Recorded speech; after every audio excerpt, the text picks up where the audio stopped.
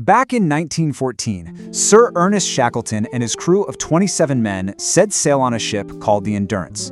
Their mission? To claim one of the very last great prizes of exploration left on Earth. But this journey, well, it turned into something completely different. It became, arguably, the greatest survival story ever told. So let's dive in and see how this incredible story unfolded. Right from the jump, the stakes were made brutally clear. Shackleton actually said this, half joking, to a young stowaway who'd snuck aboard looking for adventure. Little did that kid know, or any of them for that matter, just how close they would all come to that grim reality. It's this chilling bit of foreshadowing for the life or death journey that was waiting for them. So what was this grand prize? What was the goal? Oh, nothing much. Just being the first people to cross the entire Antarctic continent on foot. A staggering 2,900-kilometer trek. This is an age with no GPS, no Gore-Tex, no rescue helicopters. Their plan was to just walk from one side of the most hostile continent on the planet to the other. Okay, so here was the official plan for the Imperial Transantarctic Expedition. On paper, it was pretty bold, but it seemed straightforward enough.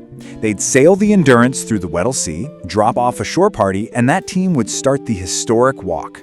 The ship would then sail all the way around the continent to pick them up on the other side.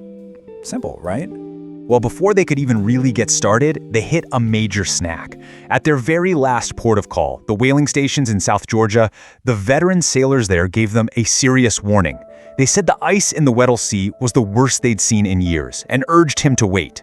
But Shackleton, his defining trait was this relentless, almost obsessive drive. He decided to push forward anyway.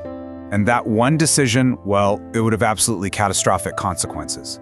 The grand dream of crossing a continent was about to die, and a new, desperate struggle for survival was about to begin. Things went wrong, and they went wrong with terrifying speed. By January of 1915, the Endurance was stuck fast, completely frozen in the pack ice. For 10 long, agonizing months, the ice just held them there. Then, in October, it began to squeeze.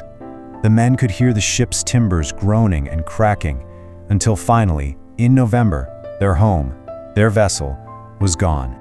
I mean, can you just imagine that moment? You watch as your ship, your only link to the entire world, slowly gets crushed and then disappears beneath the ice. They were now completely and utterly alone, marooned on a drifting chunk of ice in the middle of absolutely nowhere. That feeling, that absolute gut punch of finality, is captured perfectly in the words of a crewman, Tom McLeod. He just said, "I don't think we'll ever get home." It's just pure, unfiltered despair. The dream of exploration was over. The only mission now was to somehow stay alive. So, really, what do? Think about it. There's no radio. No one is coming for you because no one even knows where you are or that you're in trouble. All you've got are 3 little lifeboats you managed to salvage and a vast, deadly wilderness in every direction. This is where the real story begins. The next chapter of their ordeal was all about one thing: staying alive. The men set up a makeshift camp right there on the drifting ice. They called it Ocean Camp, and they began this months-long journey as unwilling passengers on a giant frozen raft. 497 days. Let that number sink in. That's almost a year and a half. That is how long these men would go from the moment their ship was trapped until they finally stood on solid ground again. It's almost impossible to imagine. So, how did Shackleton handle it? He was a brilliant leader. He knew the biggest danger wasn't just the cold or starvation, it was despair. So he enforced strict daily routines to keep the men occupied. He carefully rationed their dwindling food supplies and organized hunting parties for seals and penguins. In a really brutal moment, he even made the expedition's photographer smash more than half of his priceless glass photo plates because they were just too heavy to drag across the ice. And just when you thought things couldn't possibly get any worse, they did. The ice floe they were living on was drifting north, and drifting north meant they were heading straight for the Drake Passage, the most treacherous, violent stretch of water on the entire planet. It's a graveyard for ships, famous for its monstrous, killer waves. Eventually, their ice floe started to break up, right under their feet. They had no choice. They had to launch their 3 small lifeboats into the freezing ocean. After a truly miserable journey, they finally landed on a desolate, uninhabited rock called Elephant Island. They were on land, yes, but they were no less stranded. It was time for one final, desperate, unbelievable gamble. Okay, so Shackleton had two options, and neither one was good. The nearest land with people on it was about 800 kilometers away, but that meant sailing right into the teeth of the Drake Passage. The other option? A much longer, 1,300-kilometer journey to the whaling stations on South Georgia. Now, it sounds crazy, right?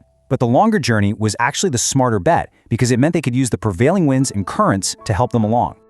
Just listen to this plan. It is borderline insane.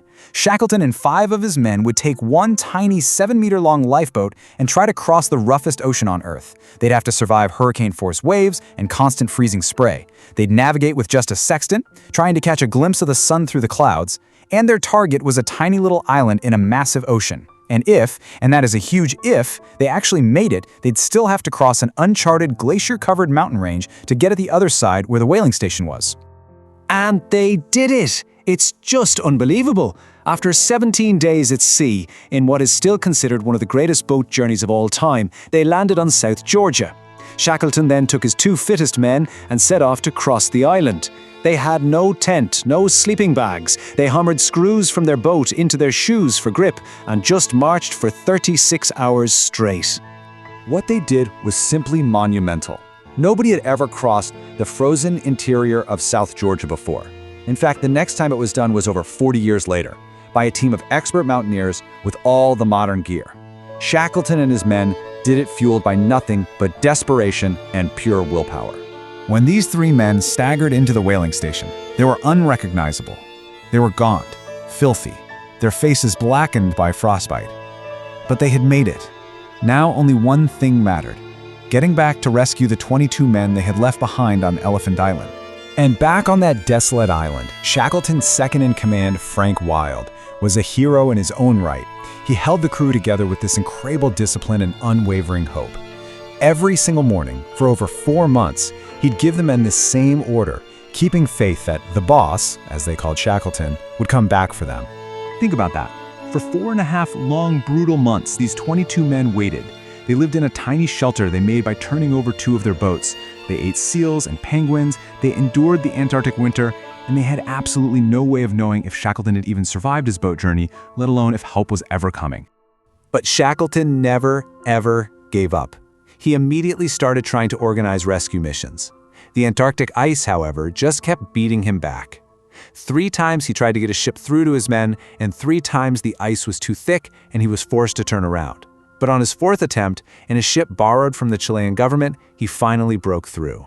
And what he found was nothing short of a miracle. All 22 men were still alive. So let's look at the final tally. The original party was 28 men. They lost their ship. They were stranded in the Antarctic for nearly 2 years. And the number of men lost? 0. Not a single man. By any measure, the expedition was a total failure.